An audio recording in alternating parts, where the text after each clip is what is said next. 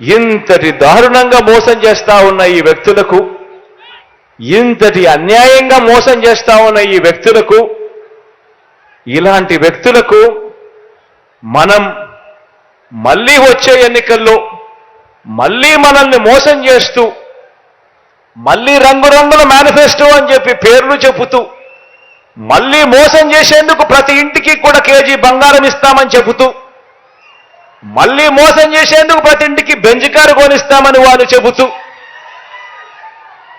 మళ్ళీ ఇలాంటి మోసాలన్నీ చేస్తూ, మళ్ళీ రంగురంగుల మేనిఫెస్టో వీళ్ళు ఇస్తే, ఇలాంటి మోసాలను నమ్మడం ధర్మమేనా, న్యాయమేనా అని అడుగుతా ఉన్నా. నేను ఆలోచన చేయమని అడుగుతా ఉన్నా. మీ బిడ్డకు చంద్రబాబు నాయుడు గారి ప్రభుత్వానికి తేడా గమనించమని అడుగుతా ఉన్నా. మీ బిడ్డ ఒకవైపున మేనిఫెస్టో అనేది చెబితే, 2019లో ఒక మేనిఫెస్టో అని చెప్పి రిలీజ్ చేస్తే, ఆ మేనిఫెస్టోను ఒక బైబిల్గా, ఒక భగవద్గీతగా, ఒక ఖురాన్గా భావిస్తూ ఏకంగా 99% హామీలు అమలు చేసి మీ దగ్గరికి వచ్చి మళ్ళీ మీ ఆశీస్సులు అడుగుతా ఉన్న మీ బిడ్డ ఒకవైపున ఉంటే, మరోవైపున పచ్చి మోసగాళ్ళు, పచ్చి దగాకోర్లు, పచ్చి మాయా మాంత్రికులు మరోవైపున ఉండి యుద్ధం జరుగుతూ ఉంది. ఆలోచన చేయమని అడుగుతా ఉన్నా. ఈ యుద్ధంలో మీ బిడ్డకు మోసం చేయడం చేత కాదు, మీ బిడ్డకు అబద్ధాలు చెప్పడం అంతకన్నా చేత కాదు.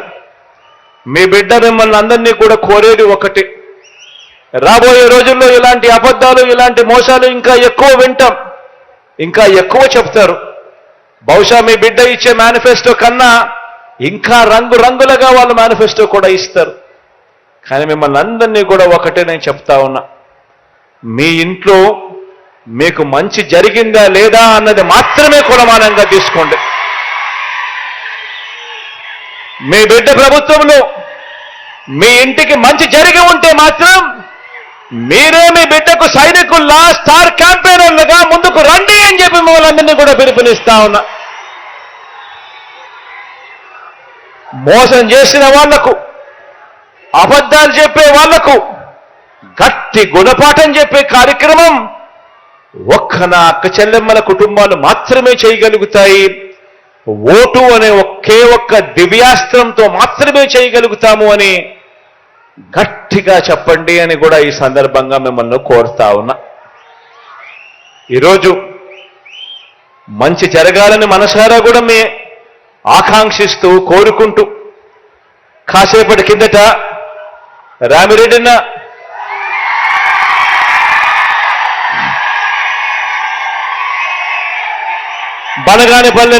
బనగానపల్లెకు అవుకు రిజర్వాయర్ నుంచి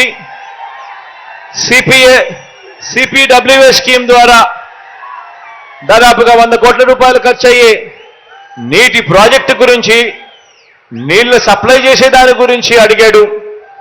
ఇది నేను చెప్తా ఉన్నాను, ఇది ఖచ్చితంగా చేసి తీరుతాము అని కూడా ఈ సందర్భంగా చెప్తా ఉన్నా. అదేవిధంగా ఈరోజు ప్రారంభోత్సవం చేశాము. 100 పడకల సిహెచ్సి హాస్పిటల్ను ఈరోజు ప్రారంభోత్సవం చేశాము.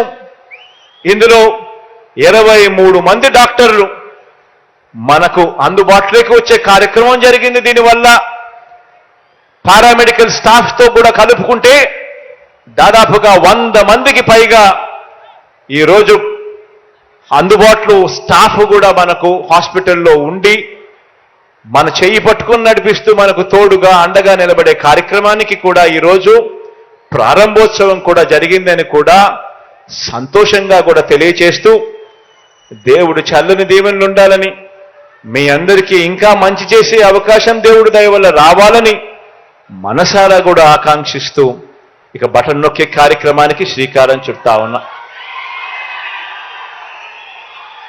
మీ అందరితో కూడా ఇంకొక చిన్న విన్నపం కూడా చేయదలుచుకున్నా. అదేమిటి అనంటే, ఎన్నికల కోడ్ మరో 3-4 రోజుల్లో రాబోతా ఉంది.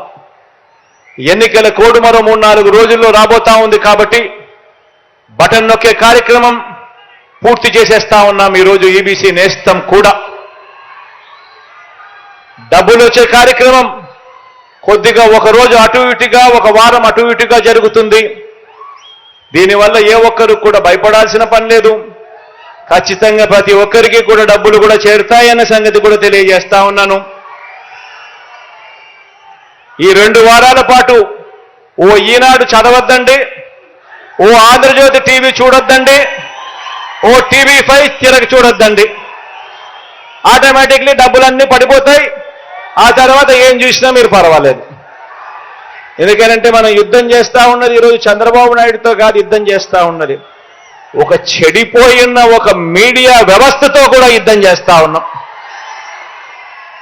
న్యాయంగా, ధర్మంగా మంచి జరిగితే కూడా దాన్ని వక్రీకరించి అన్యాయంగా చూపించే ఒక చెడిపోయిన, కుళ్ళిపోయిన ఒక ఈనాడుతో, ఒక ఆంధ్రజ్యోతితో, ఒక టీవీ5తో కూడా యుద్ధం చేస్తా ఉన్నామన్నది మాత్రం మర్చిపోవద్దండి. మీ అందరికీ కూడా మంచి జరగాలని, దేవుడు దయతో నా అక్క చెల్లెమ్మలకి ఇంకా మంచి జరగాలని మనసారా కూడా ఆకాంక్షిస్తూ సెలవు తీసుకుంటా ఉన్నాను.